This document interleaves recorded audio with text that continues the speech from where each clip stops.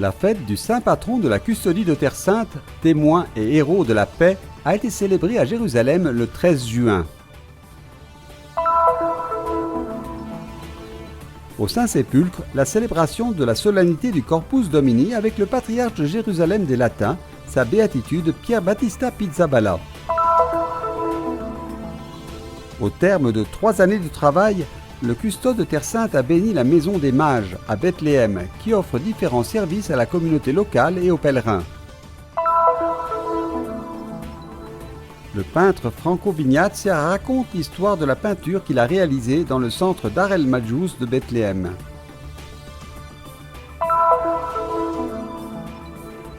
Après 12 ans de travaux, la vieille ville de Jérusalem est entièrement accessible aux personnes ayant des besoins particuliers.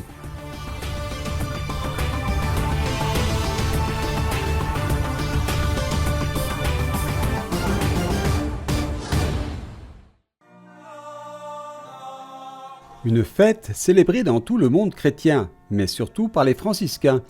Les 12 et 13 juin, la custodie de Terre Sainte célèbre la fête de son patron, saint Antoine de Padoue. Au couvent franciscain de Jérusalem, ce sont 2 jours de grandes célébrations. Dans la soirée du 12 juin, les franciscains ont célébré avec toute l'Église les secondes vêpres de la solennité de la Très Sainte Trinité, et en même temps les vêpres de la solennité de saint Antoine. La prière a été présidée par le frère Francesco Patton, custode de Terre Sainte, qui a rappelé que notre patron réfléchit souvent sur le mystère de la Trinité dans ses sermons, nous guidant à découvrir comment le Dieu trinitaire est l'origine, la forme et le but de toute la création. À la fin de la prière, la distribution du pain de saint Antoine, le pain des pauvres, une tradition encore très présente aujourd'hui, qui a commencé par un miracle accompli par saint Antoine sur un enfant. Le monde est plein des miracles obtenus par l'intercession de saint Antoine, disait le pape Pie XI. Le 13 juin, le custode a présidé la messe en l'église Saint-Sauveur. Étaient présents à la célébration sa béatitude Pier Battista Pizzaballa, patriarche de Jérusalem des Latins, et les représentants des églises de Jérusalem, ainsi que les autorités civiles. Dans les propos du custode de Terre Sainte, on retrouve certains épisodes de la vie du saint qui mettent en évidence sa figure de témoin et de héros de la paix. Antoine appartient à la première génération des frères mineurs, ceux qui avaient pu connaître saint François d'Assise en personne et avaient tiré de lui une forme de vie chrétienne radicalement évangélique. Antoine a cherché à apporter la paix avant tout dans les villes et dans les familles, notamment dans les cas fréquents de violences domestiques, jusqu'à ce qu'on appelle aujourd'hui le féminicide. Si l'on passe de la biographie de saint Antoine aux sermons, qui contiennent également les thèmes de sa prédication, le mot « paix » s'avère être l'un des plus prononcés. Il revient pas moins de 266 fois. La première paix, tu dois l'avoir avec ton prochain. La seconde, avec toi-même. Et ainsi, tu auras aussi la troisième paix avec Dieu dans le ciel. Sant'Antonio è prima di tutto un testimone, nel senso che Saint Antoine est d'abord un témoin, dans le sens où il met sa vie en jeu pour annoncer l'Évangile. Aujourd'hui, je soulignerai surtout pour témoigner de la paix dans un contexte très difficile, car les conflits au Moyen-Âge étaient très fréquents. Ensuite, Antoine est aussi un grand prédicateur. Nous nous souvenons de lui comme d'un grand prédicateur et d'un grand professeur de théologie. Aujourd'hui, j'ai mis l'accent sur le thème de la paix. Antoine a un style de prédication polyvalent. Ses sermons contiennent des milliers et des milliers de citations de l'Écriture sainte, au point que le pape Grégoire IX l'a appelé l'Arche du Testament, c'est-à-dire celui qui gardait et contenait les Écritures saintes. Alors, saint Antoine est cher au monde entier. Nous savons qu'il est né portugais à Lisbonne, puis qu'il est devenu italien d'adoption à Padoue. Mais en réalité, Antoine, comme tout saint, appartient au monde entier. Portoghese a Lisbona, poi è diventato italiano d'adozione a Padova, ma in realtà Antonio, come ogni santo, appartiene a tutto il mondo. Io appartengo a una fraternità in Brive-la-Gaillarde. J'appartiens à une fraternité du sanctuaire grotte de Saint-Antoine, où Saint-Antoine est venu pendant l'été 1226. Nous pensons que c'est ici qu'il a appris la mort de Saint François. Saint-Antoine y est resté quelque temps et nous a laissé un beau témoignage de prédication mais aussi de dialogue comme moyen de rétablir la paix. della predicazione, ma anche del dialogo come una via per ristabilire anche la pace. Chaque 13 juin, la fête du Saint dans le couvent franciscain de Jérusalem est un jour de grande célébration, également pour rappeler le long parcours de la custodie elle-même. Quindi noi speriamo di essere, come dire, anche con Et nous espérons être, aussi par l'intercession de Saint Antoine, capables non pas tant de parler que de témoigner de notre amour pour le Christ, de notre amour pour la Terre Sainte, qui est le 5e évangile, de notre amour pour les personnes qui vivent ici, et dans ce contexte, être capable de vivre un engagement sérieux pour la paix. che ci renda capaci di vivere un impegno serio per la pace. Les franciscains sont présents en Terre Sainte depuis plus de 800 ans. Dès le début, ils ont été une communauté internationale. Actuellement, la custodie de Terre Sainte compte 300 missionnaires de 64 nationalités, 80 sanctuaires, 25 paroisses, 18 écoles et un grand nombre d'œuvres sociales.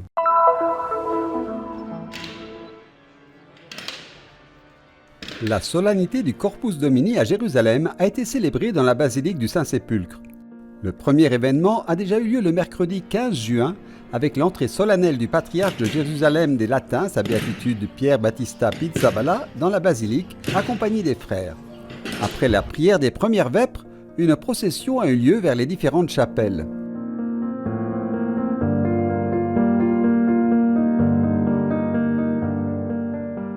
Jeudi matin, les célébrations se sont poursuivies au Saint-Sépulcre, avec cette fois la présence de pèlerins qui ont accueilli le patriarche avec joie. La messe de solennité a été célébrée devant le sanctuaire du Saint-Sépulcre avec les évêques et les prêtres du patriarcat, les séminaristes et les frères de la custodie de Terre Sainte. Dans les mots de Monseigneur Giacinto Marcuzzo, évêque auxiliaire émérite du patriarcat, a résonné la gratitude envers Dieu pour le don du sacerdoce et envers tous ceux qui consacrent leur vie dans ce ministère au service de l'Église. Ces sentiments étaient déjà présents dans les paroles de sa béatitude Pierre Battista Pizzaballa qui a présidé la célébration. Nous remercions tous nos prêtres, a-t-il dit, ceux qui sont présents ici et ceux qui, pour diverses raisons, ne peuvent pas être ici parmi nous en train de célébrer leur jubilé. Nous les remercions tout d'abord pour leur fidélité. Seigneur, à qui irions-nous? Tu as des paroles de vie éternelle. Cette déclaration de l'apôtre Saint Pierre, selon le patriarche, conserve toute sa force même à notre époque. Les paroles de Jésus sont des paroles de vie éternelle qui donnent un sens à l'existence humaine. Aujourd'hui encore, a encore souligné le patriarche dans son homélie, nous assistons à des crises internationales continues, à des luttes fratricides qui risquent d'affamer concrètement des populations entières dans le monde entier. Aujourd'hui encore, dans de nombreuses régions du monde, la faim est une réalité douloureuse et elle est souvent le résultat de l'égoïsme, de politiques à courte vue ou pire, de l'indifférence.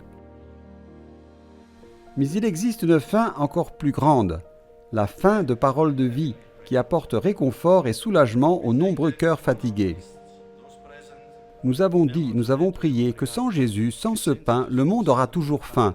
Plusieurs types de faim, avant tout la faim de sens, la faim de paroles de vie éternelle, parce que nous sommes faits pour la vie éternelle et que seules les paroles de vie éternelle peuvent remplir nos cœurs. Et l'Eucharistie est cette réponse à nos questions. La messe s'est terminée par la procession traditionnelle autour du sanctuaire du Saint-Sépulcre. Les fidèles ont pu entrer en communion avec le Christ vivant dans l'Eucharistie, à l'endroit même où il a été enseveli et ressuscité. Le sol de la basilique étant actuellement en cours de rénovation, des ajustements mineurs ont été apportés à la procession, qui a néanmoins réussi à faire le tour de l'édicule. Le dernier des 3 tours comprenait la pierre d'onction et s'est conclu en revenant devant l'édicule pour la bénédiction finale avec le Saint-Sacrement.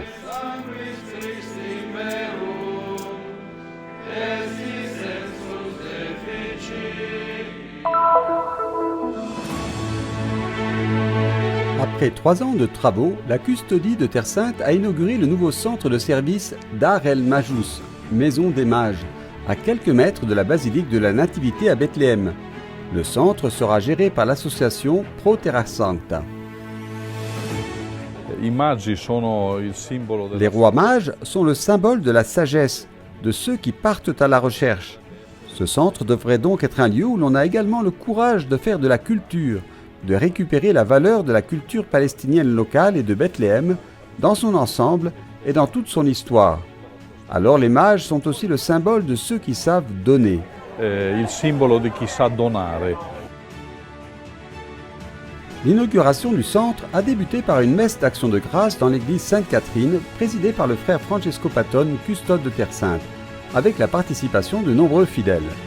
Dans son homélie, le custode a parlé de Dar el-Majous comme une expression de l'amour chrétien. Il a souhaité que cette œuvre devienne un lieu où les gens, en particulier les jeunes, puissent apprendre la nouvelle justice de Jésus, qui est amour, réconciliation et paix.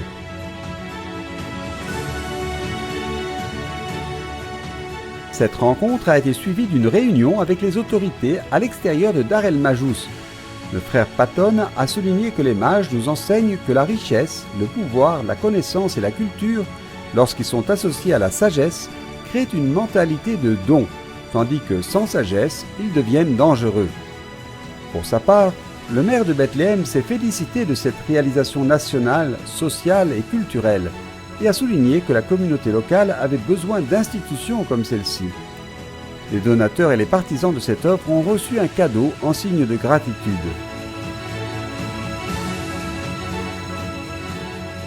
Le frère Patton a ensuite coupé le ruban et béni le bâtiment.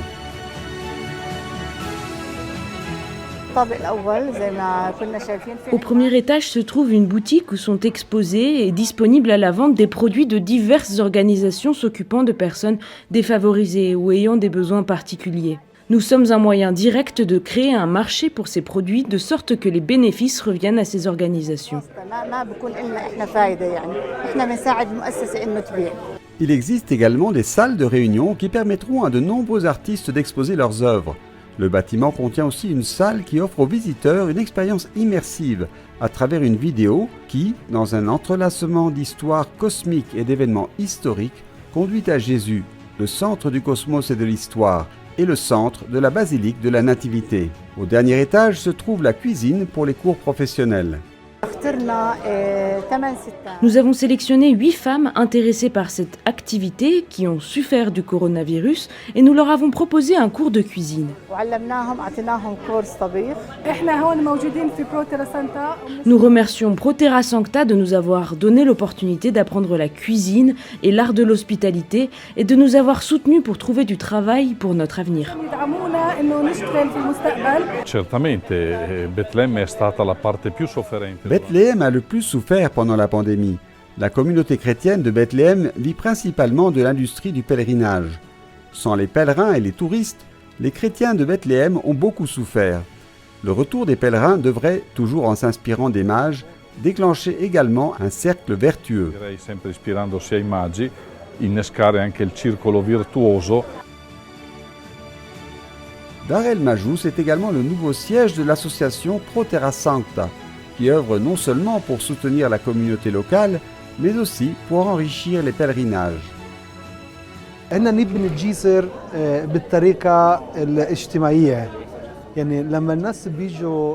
Nous construisons un pont social. Lorsque les pèlerins et les touristes viennent visiter les lieux saints, ils n'ont généralement pas assez de temps pour parler à la population locale, aux pierres vivantes. C'est pourquoi nous nous efforçons d'organiser des visites à Bethléem et à Jérusalem pour leur permettre de découvrir leur vie, tout en visitant les lieux saints.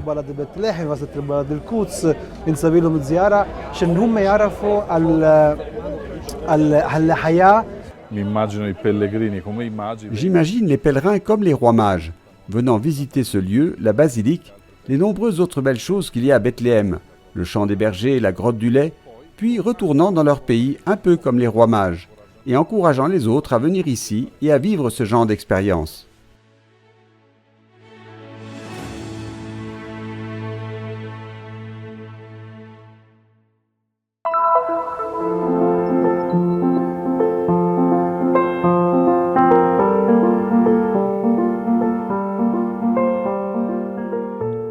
Les rois mages reviennent au cœur de Bethléem, à quelques mètres de la basilique de la Nativité.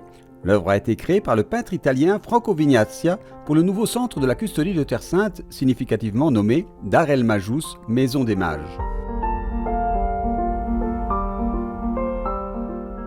L'intuition de départ sur laquelle j'ai travaillé pour commencer à réaliser les esquisses était que les mages, qui viennent de loin, en suivant une indication importante, une question, en suivant l'étoile, et arrivent jusqu'à Bethléem, apportant des cadeaux et rencontrant un cadeau encore plus grand, les mages peuvent être nous qui venons de loin pour rencontrer Jésus. I magi possiamo essere noi che veniamo da lontano per incontrare Gesù.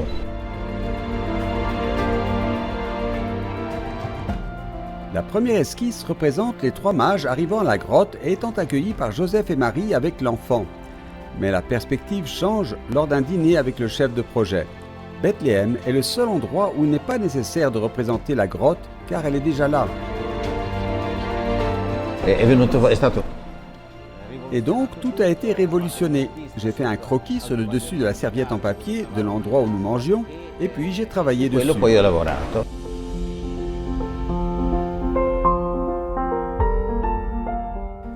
C'est ainsi que l'œuvre s'est enrichie de visages et de personnages entourant les protagonistes.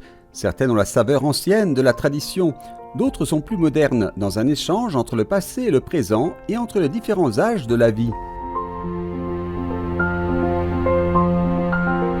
La possibilità di poter rappresentare delle cose che tu sai che sono accadute. La possibilité de représenter des choses que vous connaissez, vous savez qu'elles se sont produites, et qui se produisent à nouveau dans le moment où vous vivez. Vous marchez sur ces pierres.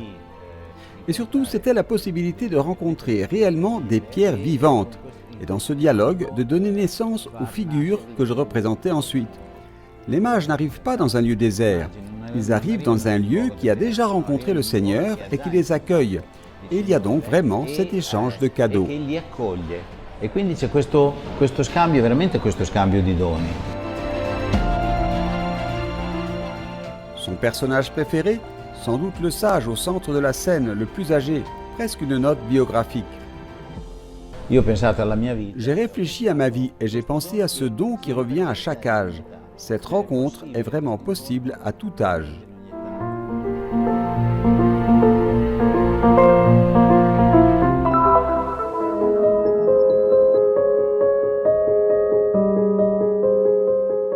Toutes les personnes handicapées peuvent désormais parcourir l'intégralité de la Via Dolorosa à Jérusalem.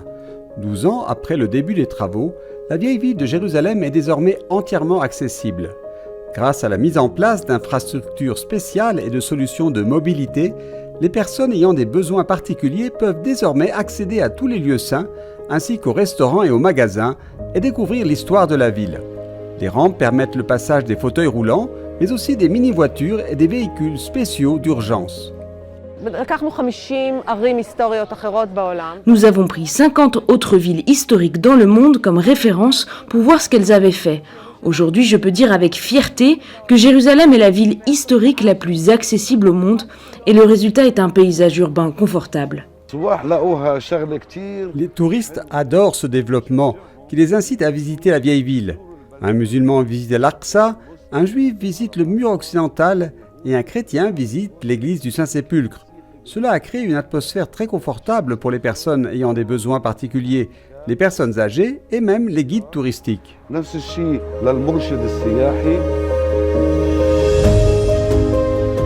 Avec plus d'1 milliard de personnes souffrant de divers types de handicaps dans le monde, la vieille ville de Jérusalem fait des progrès en matière d'accueil et d'accessibilité. Nous trouvons des rampes sur la place du Saint-Sépulcre qui ont été placées par les communautés chrétiennes pour que les personnes handicapées puissent accéder à la basilique. À l'entrée de la basilique, les personnes handicapées peuvent demander de l'aide pour franchir la marche. Il existe en effet une rampe mobile qui peut être placée à l'entrée en cas de besoin et qui se trouve généralement derrière la porte principale. Bien entendu, les premiers bénéficiaires de ce projet sont les habitants de la vieille ville eux-mêmes.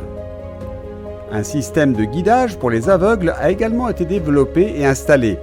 Une application gratuite leur fournit des informations audio en fonction de leur choix et de leur localisation pour recevoir le service ou atteindre la destination souhaitée.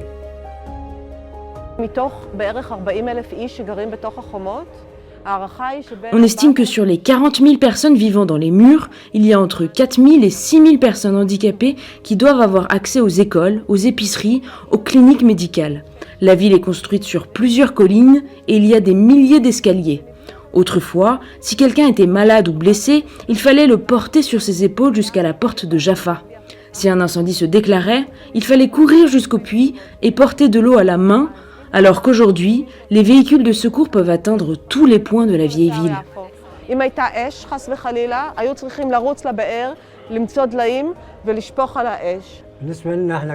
Pour nous, les escaliers étaient trop fatigants. J'étais porteur. Quand je descendais avec le chariot, je trouvais ça difficile. Maintenant, je suis malade et il y en a d'autres qui travaillent. Et aujourd'hui, c'est plus facile pour eux. Ce projet a été réalisé dans la vieille ville de Jérusalem, une zone d'à peine 2,5 km² visitée par 10 millions de touristes par an. Pas moins de 7 agences gouvernementales y ont travaillé. Le ministère du Tourisme, l'Autorité des Antiquités, la municipalité de Jérusalem, l'Assurance nationale, la Société de développement de Jérusalem-Est, le ministère du Tourisme et le ministère des Affaires et du Patrimoine de Jérusalem.